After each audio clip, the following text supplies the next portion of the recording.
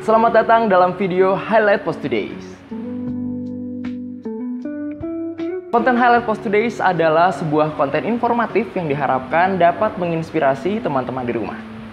Bersama saya Givin Oraher, selama beberapa menit ke depan kita akan membahas soal isu-isu yang sedang ramai dibicarakan oleh teman-teman di rumah mungkin. Dan kita juga hari ini sedang ada di Lawangwangi Creative Space, sebuah tempat cafe, resto, dan juga art gallery yang bisa menjadi wadah kreatif untuk segala kalangan. Di sini bisa banyak sekali hal yang dilakukan, mulai dari meeting, gathering, hingga painting mungkin, atau mungkin hanya menulis-menulis kecil sambil menikmati secangkir kopi, bisa banget di Lawangwangi Creative Space.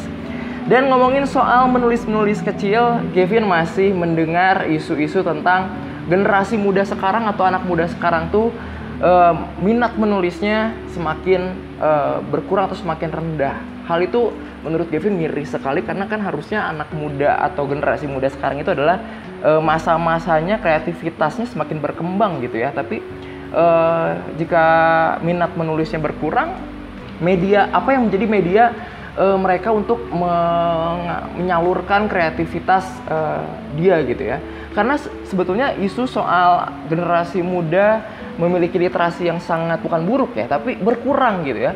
Ada di data dari Badan Pusat Statistik atau BPS, tingkat literasi di Indonesia pada tahun 2021 hanya sekitar 53% dari penduduk Indonesia yang dapat mengakses dan mengolah informasi dengan baik.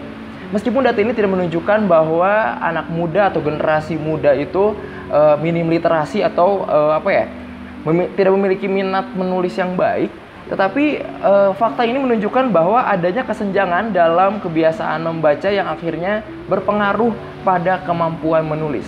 Karena menurut Gavin, kenapa generasi muda atau kenapa seseorang harus banget banyak membaca sebuah karya tulis? Karena hal tersebut akan berpengaruh pada gaya dia berbicara, gaya dia menyampaikan kata-kata melalui tulisan, dan lain sebagainya gitu ya. Gavin sangat setuju dengan yang namanya buku adalah jendela dunia, tuh sangat setuju gitu ya. Asalkan seseorang yang membaca buku harus memiliki pemahaman yang baik gitu, agar apa yang disampaikan dari karya tulis tersebut bisa dipahami dengan baik. Tentunya Gavin gak akan sendirian membahas soal isu tersebut, apalagi isu ini sangat penting dan kita akan gali langsung bersama seorang yang beliau juga hobi membaca sebuah komik, beliau juga hobi menulis komik malah, dan beliau juga baru merilis sebuah novel fiksi di tahun 2024 yang berjudul Raptura yang ada di depan saya hari ini. Dan beliau juga lulusan Fakultas Seni Rupa dan Desain Institut Teknologi Bandung, dan saat ini beliau menjabat sebagai Sekretaris Jenderal di Art Society, sebuah firma manajemen seniman kontemporer dalam ekosistem kreatif Lawangwangi Creative Space Bandung. I present to you Yori Papilaya. Halo. Terima kasih Mas Yori. Bukan sekretaris jenderal ya, sekretaris umum sebenarnya. Jenderal sekretaris. Iya betul. Oke, nggak apa-apa ya. Apa kabar Mas Yori? Baik, alhamdulillah. Terima kasih banyak kesempatannya. Meskipun kita di sini bincang-bincangnya hanya singkat gitu, tapi mudah-mudahan bisa menginspirasi teman-teman yang ada di rumah. Amin. General question Mas Yori. Lagi sibuk apa? Kerja aja. Terus kerja di Lawangwangi sebagai sekretaris umum di Art Associates, tapi aku juga merupakan bagian dari sebuah yayasan seni budaya di Bandung sama teman-teman, namanya Rakarsa Foundation. Itu sih kesibukannya, jadi ya seru lah. Seru. Selain bekerja juga, bikin karya juga Mas, ternyata bergabung dalam beberapa sebutannya, komunitas seniman atau budayawan? Budayawan mungkin bisa dibilang begitu, walaupun kita kalau nganggap budayawan tuh gimana? Terlalu cuman mungkin orang-orang yang concern sama culture.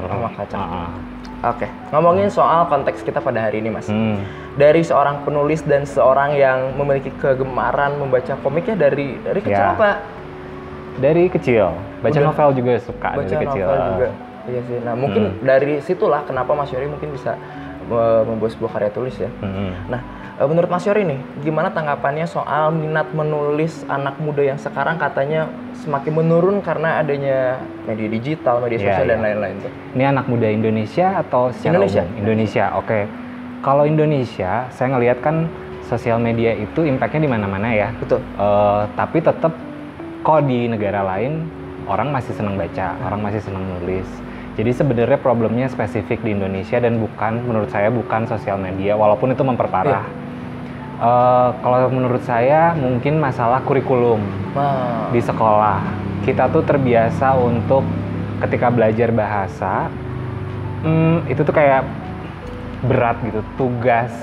Kita harus bener salah, tapi kita tidak pernah dibangun sebuah kesukaan pada membaca atau pada bahasa. Saya sih sebenarnya beruntung sekali waktu SMA tuh pernah diajar sama guru yang honorer. Waktu itu dia guru bahasa Indonesia yang dengan aktivitas dia yang seru, nggak cuma sekedar belajar, dia membuat saya jatuh cinta lagi sama bahasa Indonesia gitu. Betapa bahasa tuh punya power besar dan itu yang aku udah lama suka baca, jadi makin wah ada apa ya dengan bahasa. Apalagi waktu SMA tuh kita mikirnya masih agak kayak bahasa Inggris lebih keren, lebih gaul gitu ya. Lebih jago baca Inggris. Cuman si bapak ini namanya Pak Supri, dia membuat kita tuh bahasa Indonesia juga keren tanpa dia bilang bahasa Indonesia juga keren. Tapi dia bisa kayak ngasih stimulus kali ya? Ngasih stimulus, dia bikin sok silakan mau bikin drama di depan kelas atau mau bikin puisi. Kita dipancing untuk, oh ternyata bahasa itu seru, punya kekuatan dan kita punya apa ya namanya? Tempat eksplorasi mungkin. Tempat eksplorasi dan punya senjata untuk melakukan banyak hal melalui tulisan gitu sih. Betul. Artinya di sini ya guru jadi peran penting ya. Guru dan orang-orang yang ada di pendidikan ya. Karena memang sistematika edukasi kita mungkin tidak mendukung kita untuk punya kepenasaran sendiri. Kita ke sekolah untuk memenuhi KPI tertentu, dapat ranking tertentu, lulus. Sudah gitu. Tapi kita nggak dipancing interest untuk suka gitu ya. Mungkin yang Gavin rasakan mungkin ya, di mana di pendidikan yang sekarang gitu ya, orang dipaksa untuk bisa, dipaksa untuk bisa dan bukan untuk menyukai gitu atau bukan untuk interest sama hal itu gitu ya. Jadi kalau misalkan begitu anak sudah bisa ya guru merasa bahwa udah berhasil gitu. Padahal bisa belum tentu dia mampu melakukan yang lebih gitu, mengeksplor lagi kemampuan dia gitu kan. Karena mungkin nggak ada kesempatan juga ya, apalagi saya perhatiin kurikulum sekarang jauh lebih sulit daripada waktu saya sekolah. Kurikulum waktu saya sekolah jauh lebih sulit dari kurikulum orang tua saya. Jadi mungkin nggak ada waktu. Anak-anak didorong untuk hanya memenuhi KPI. Iya sih betul. Sebetulnya sayangnya soal menulis ini yang Gavin rasakan perbedaannya Mas. Zaman dulu itu kita masih ramai banget dengan menulis biodata gitu ya, teman-teman ditulis biodata. Itu juga udah menjadi salah satu awal mula untuk orang dipaksa untuk menulis gitu ya. Belum lagi dulu ramai banget ada diary book gitu di mana orang-orang bercerita soal segala macamnya di dalam sebuah tulisan gitu. Nah, dengan adanya sekarang sosial media kan semua berubah gitu ya. Betul. Menurut Mas Yory nih, ngerasa ada perbedaan apa nih dari zamannya Mas Yory gitu ya dengan generasi muda sekarang bicara soal kebiasaan menulis? Ya mungkin itu berpengaruh juga, saya juga baru gitu. Kayak waktu saya zaman sekolah, kita tuh sering tuh tuker-tukeran buku kenangan. Betul. Yang kayak aku tuh orangnya bla bla bla gitu. Itu kan membutuhkan sebuah kepercayaan diri kan untuk menulis. Dan waktu kecil kita nggak merasa, wah ini apa ya, takutnya gue kelihatan jelek dan bla bla bla. Mungkin itu satu. Terus juga ketiadaan sosial media membuat mungkin ya attention span kita masih sedikit lebih besar gitu. Kita mau untuk menghabiskan lebih banyak waktu dalam melakukan apapun gitu. Sementara sekarang kan set 30 detik, lebih dari semenit udah apa sih ini? Iya, betul. Langsung hilang gitu. Jadi mungkin itu berpengaruh juga. Oke, ya. Berarti merasakan bener-bener beda jauh banget. Beda jauh banget. Dan dulu mungkin hiburan saya waktu sekolah adalah baca komik. Wah, ada novel, coba baca gitu. Dan saya nggak merasa terganggu dengan gangguan-gangguan, lihat handphone gitu. Karena nggak ada handphone. Betul. Dan Gavin rasanya juga sama sih. Gavin salah satu orang yang masih bukan rajin ya, disebut rajin nggak juga, masih membaca gitu ya, masih baca. Karena kenapa masih rajin baca? Karena Gavin sukanya itu kita benar-benar berimajinasi sama imajinasi kita sendiri, gitu ya. Apalagi novel gitu, apalagi novel. Kita bikin karakternya sendiri, kita bikin wajahnya sendiri gitu. Beda dengan audiovisual yang sekarang serba instan gitu. Orang udah nggak bisa mainin imajinasi lagi gitu ya. Nah, balik lagi soal menulis nih. Menurut Mas Yory, seberapa penting sih anak muda atau generasi muda punya kemampuan menulis? Oke, mungkin kalau kemampuan kan bisa belajar ya. Menulis yang formal gimana, informal gimana. Tapi yang penting untuk ditekankan itu kebiasaan menulis, apapun itu, mau sejelek apapun, yang penting adalah keyakinan bahwa saya mau nulis dan saya bisa menyampaikan apa yang saya inginkan melalui tulisan. Itu sih kepercayaan diri itu yang mungkin bikin sekarang jadi masalah untuk anak-anak muda untuk membaca dan menulis. Karena menulis, gue nggak bisa nulis, terus kalau gue mulai nulis pasti jelek, satu. Terus kalau gue mulai baca, gue pasti nggak betah. Karena perlu waktu lama kan, satu bab novel itu udah lebih dari 30 detik gitu. Jadi itu sih, tapi kepercayaan diri itu membantu banget sih, bahwa ya udah tulis aja dulu gitu. Mau nanti pas orang baca kok gini sih tulisannya, itu nanti gitu. Tapi kayak mulai dulu aja gitu. Karena ya menulis menjadi wadah di mana orang nggak akan judgement apapun kok gitu ya. Sebenarnya gitu ya. Menulis apapun pada saat itu hanya kamu dan kertas yang kamu tulis gitu kan ya. Perihal nanti statement orang seperti apa, mungkin itu nomor sekian gitu ya. Yang penting niatnya dulu gitu. Bahkan ada beberapa orang yang gini Mas. Orang nulis entah nulis puisi, entah nulis sebuah cerita gitu dalam sebuah kertas, dan dia nggak pede buat dikeluarin. Padahal begitu tanpa sengaja karya tulis itu kesebar, ternyata karya tulisnya bagus. Gitu ya. Artinya kan ya udah tulis dulu aja, mulai menulis dulu aja gitu.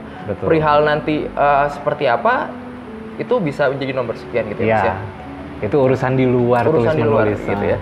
Nah, Mas Yory sendiri nih dari ini buku pertama. Nah, tantangan apa sih yang Mas Yory hadapi pas pertama kali mulai menulis novel, atau mungkin sebelumnya kan Mas Yory mungkin ada nulis karya apa gitu. Nah, itu sebenarnya tantangan utama dalam menulis itu apa sih?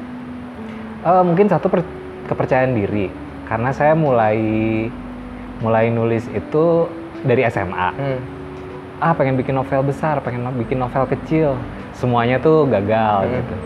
Cuman yang ini tuh kayak ketika itu saya umur 37, 38, kayak aku tuh selalu meributkan cara menulis yang baik, cara begitu, bisa menilai tulisan orang, bisa kayak ini kurang bagus nulisnya, ini kurang ini, terus karya gue sendiri mana gitu. Gue harus, masa sih gue berani-beraninya judgmental sama karya orang, tapi gue sendiri nggak punya karya. Dan gue juga bisa bilang bahwa ini maaf ya gonta-ganti saya, kamu,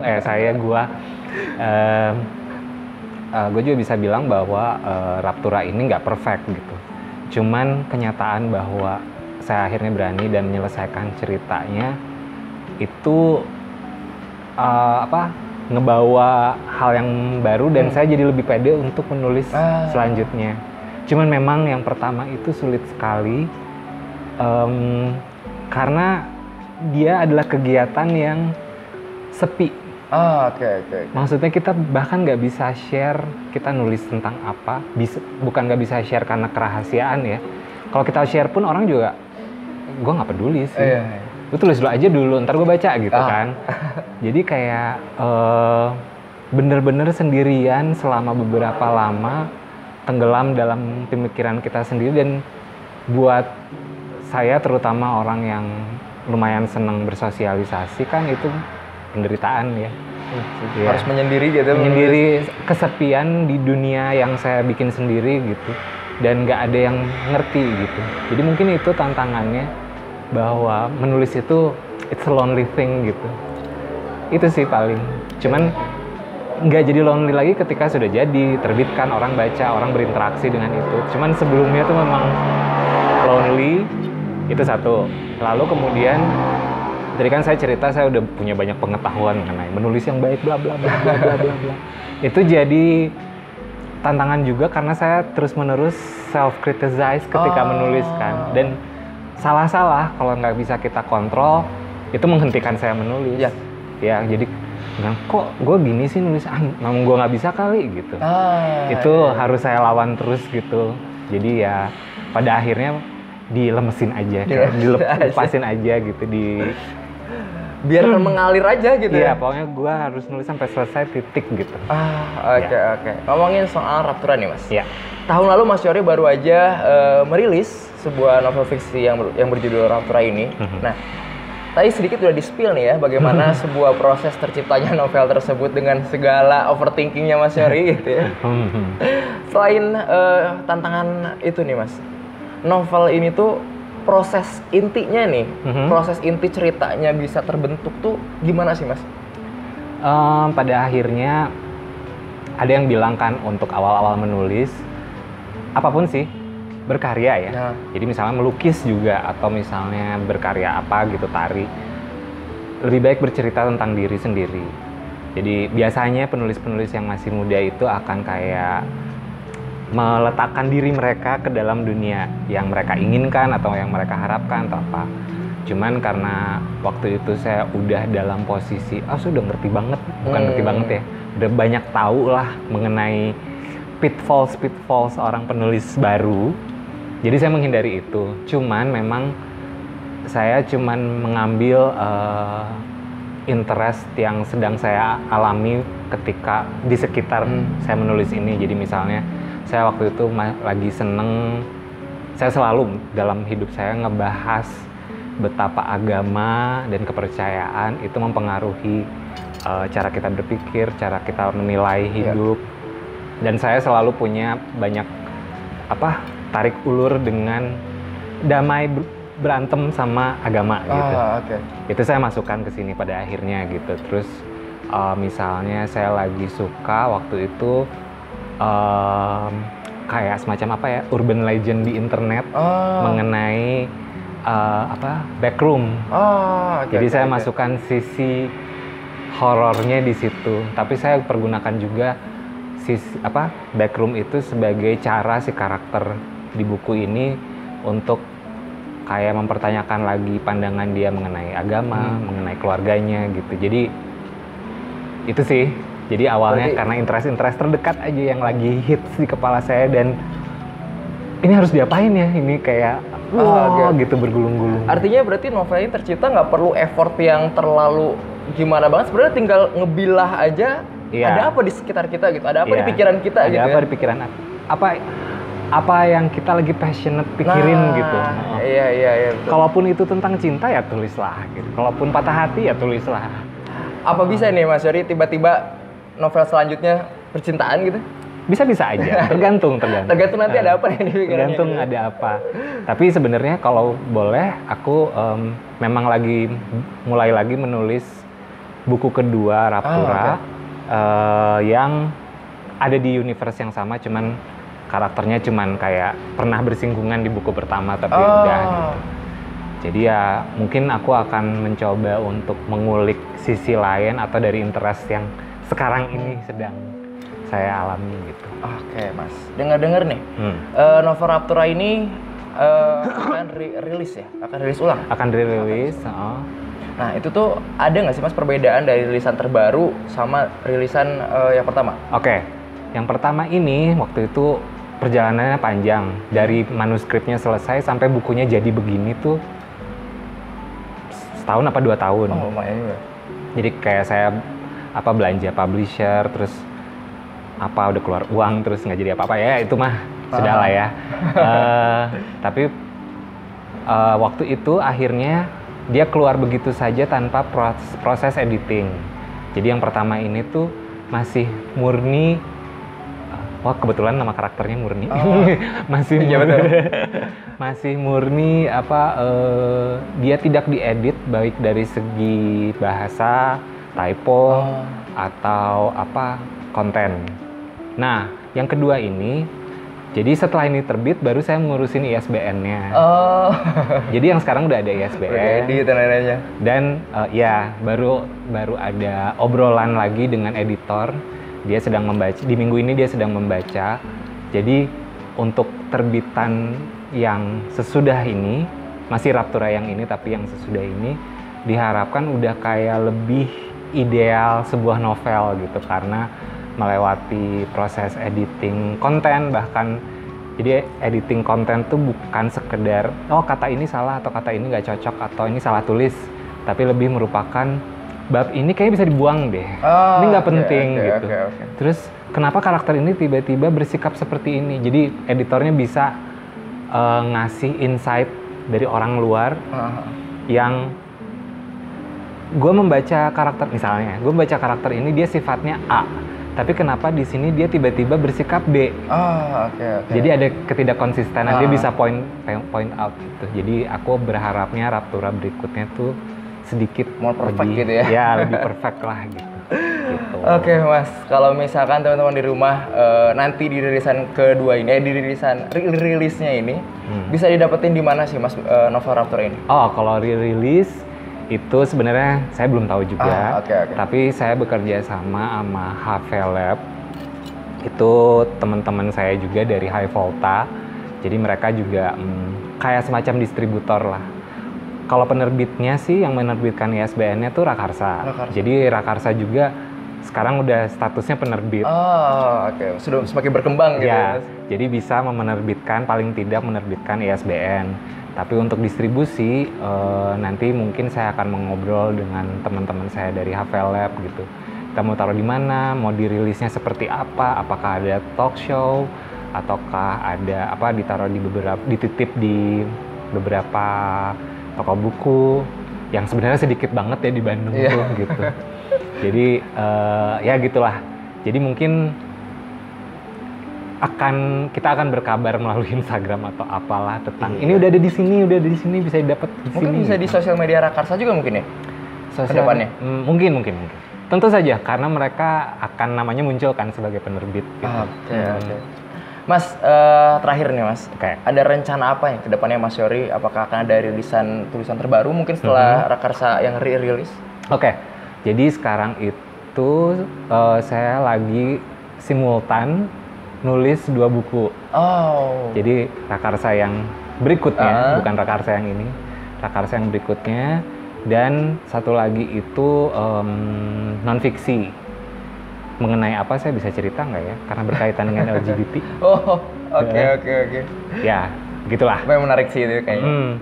Jadi lebih ke kayak kritik saya terhadap certain lifestyle. Dan saya excited soal itu karena itu again sesuatu yang kayak beberapa bulan terakhir kenapa ada di pikiran gitu ya, kenapa begini banget sih, ini gue harus tuangkan, gue harus tanyakan ke dunia gitu. Nah itu sih nggak semua orang tuh bisa ngambil kesimpulan sama apa yang ada di pikiran dia sendiri menjadi sebuah karya dan bisa dibaca oleh banyak orang gitu Mas. Mas terima kasih banyak, meskipun kita singkat banget tapi mudah-mudahan dapat menginspirasi. Dan kembali lagi sih tujuan di konteks kita pada hari ini ingin memberikan motivasi lebih lagi pada anak muda biar bisa punya minat lebih lagi untuk menulis dan juga memahami sebuah bacaan. Sekali lagi Mas Yohri terima kasih, sukses terus. Terima kasih banyak. Semoga sih konten ini menjadi awalan bisa jadi ada narasumber lain ya Mas ya. Ya, amin. Sekali lagi terima kasih, dan terima kasih juga yang sudah menonton dari beberapa menit ke belakang tadi. Semoga menginspirasi dan kita ketemu lagi di konten berikutnya. Terima kasih, bye-bye.